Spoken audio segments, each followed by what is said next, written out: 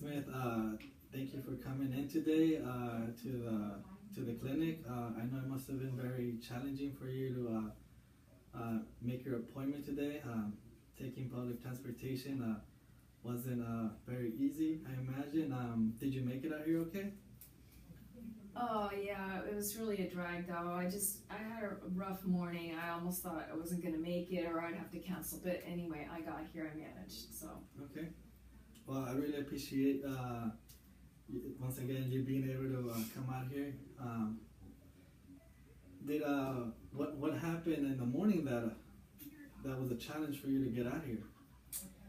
Well, my husband and I are separating, and so it's just, now we're trying to work things out with the three kids, and he said one of my girls was sick, and I just needed him to help me out so that I could get here, and he wasn't gonna do that, and so we got in a fight, which is why we're getting separated, and so now, anyway, I'm just worried about so many things now, because I don't know what's gonna happen, and I feel like just my whole world is like falling apart, and anyway, so I just didn't think he was gonna, take care of the kids so I could make it to my appointment. Okay. But I can see how challenging it is to manage setting up time with your husband so he could take care of the kids, but you were still able to do that. So did you tell the kids where you were coming? No, I just don't want to get them too involved. I just told them, mommy has a really important appointment I have to get to. So, okay. Because they don't know what's really going on. They don't understand. They're still young, and so I don't want to stress them out. I don't want to get them. They're already upset. They don't understand what's going on, and so okay. I just want to keep that separate from them as much as I can to protect them. Okay. Once again, I think thank you for coming. I can't emphasize that enough. I am for maintaining your appointment with me and being able to juggle with this during this difficult time with everything that you must be dealing with, and still coordinating it with your husband so you can pick up your kids. I'm gonna just get right along. Thank you. And that will, because I know you probably have to be home by a certain time. So today I just wanted to, we're going to be doing the initial paperwork so we could start providing services here. And so this paper right here is a consent to treat. Oh, before I start out, let me remind you, my name is Jesus Cerrato. I am a student intern with the Cal State University San Bernardino. I'm being supervised by Christiane Ford, and so everything that we discussed today will stay between you, myself, and Christiane Ford, who is my supervisor. She's the one who I will be consulting to make sure that I am doing a good job, I guess, and I learn.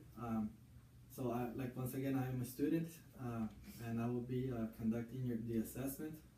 Are you still okay with me moving forward?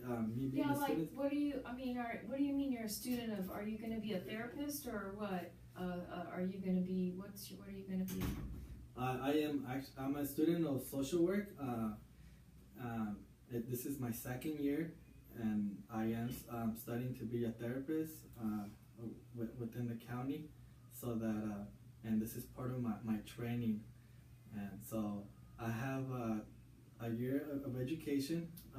This is my second year of a master's program, and I have over 8 years of mental health experience, and in an inpatient setting, or in a psychiatric facility, and an outpatient setting like in clinics. So I'm trying to pursue my dream career, and so this is so. Can I ask you a quick question? Sure. Why do you want to do this? I'm just curious. Why do you want to do this work? I think it's really hard. That is a good question. I'd like to help people. I've been doing casework, helping people get housing, insurance, linking into other services for about 5 years, and so I would like to actually see if I could help people with the counseling and the therapy aspect of it.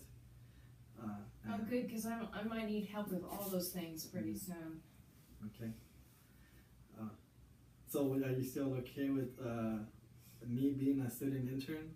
Yeah. Okay. Okay. All right. Another thing I wanted to share with you is that everything that we discussed today will stay in private. Once again, it'll just be between you, myself, and Christiane, who will be supervising my work. And what I want to discuss with you is limits of confidentiality. But then, do you understand what that means? Well, like, I mean, if my husband calls, you can't talk to him, can you, just because he's my husband? Yes, that is correct. So I cannot, unless you give us permission, I cannot discuss what's the reason why you're here. I can't even tell any people why you're participating in my program, or if you're even part of my program.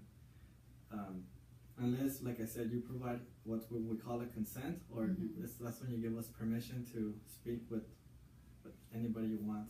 And there's even a time frame for how long we can give certain information, and there's even limits to, you could even limit the type of information that we give to certain individuals. Okay. Good. The only something that I have to clarify is the only time that I will be breaking confidentiality or your privacy is in the event that you are a danger to yourself,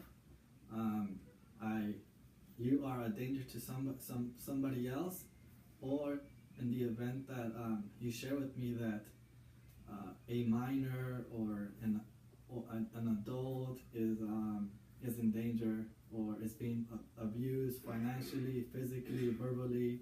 At that point, being a mandated reporter, I have to report to the appropriate agencies. Okay? Do you understand that? Yeah, I think so. So what if my husband is a danger to me? If your husband is a danger to you,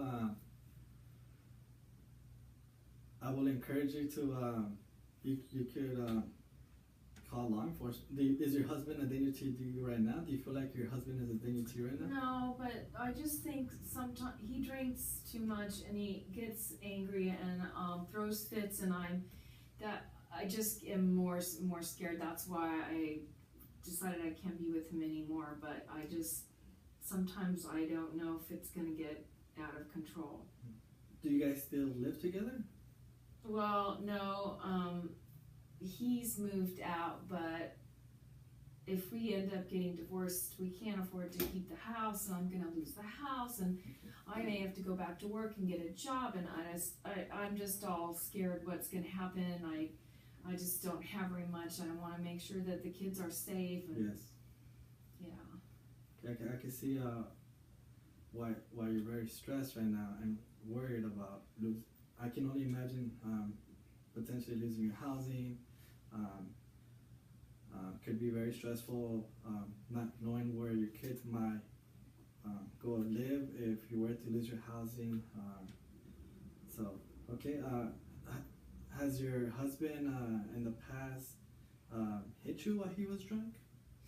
No, but he's punched the wall a few times, and some of my friends have told me that I could be next, and so I don't want to believe that's true, but I know it's possible, and I don't even care about me. I just care about the kids. When he gets drunk, you said that he punches the walls. Has he done that or behaved in that fashion in front of the kids? Honestly, I'm not sure. I mean, I don't think so, but they might have seen something accidentally, because when you're in a fight, you don't always pay attention to everything that's going on. So I don't know. I hope not. I don't think so. Okay. How do the kids see you guys get physical with each other, or when no, when they you just yell? heard. I try to make sure that there's nothing going on in front of them, but I know sometimes, you know, they hear it, there's no way they can't hear it, because when we're screaming and yelling or whatever, and I think that's really bad for them, and I just don't want that to, that's why I said this, we can't go on like this is just not healthy for them, or for me. Does he threaten to like, does he make any threats while he's drunk, and you guys are having like this back and forth arguments? Well, not really, it's just, it feels like it's getting worse all the time, I think, and so he doesn't really say anything, because he can be really sweet, it's just when he drinks, he's a different person. Must be very, I can only imagine that it must be very challenging to make this decision to want to separate yourself from your husband after having several children, and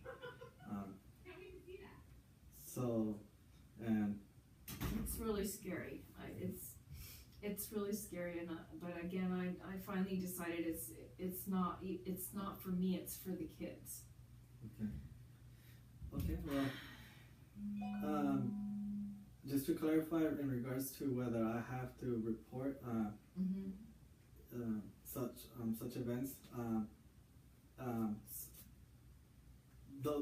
that's kind of the gray area there, where I might have to report if you guys are being aggressive or violent in front of the kids, threatening each other, if we share something like that, and I feel that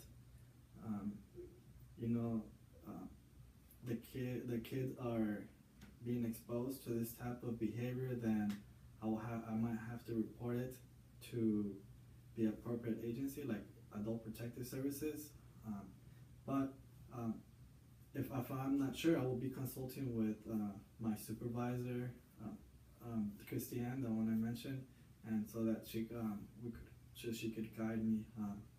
And anytime that I'm unsure about what's going on, or because I want to remind you that I'm still learning, so hopefully she can help me make the appropriate decision, so I could provide the best care and support as possible. Let me see. Okay, so those are some of the limits to consent to treat. Would you be? Do you understand that? Yeah. Can you please sign here then? Okay.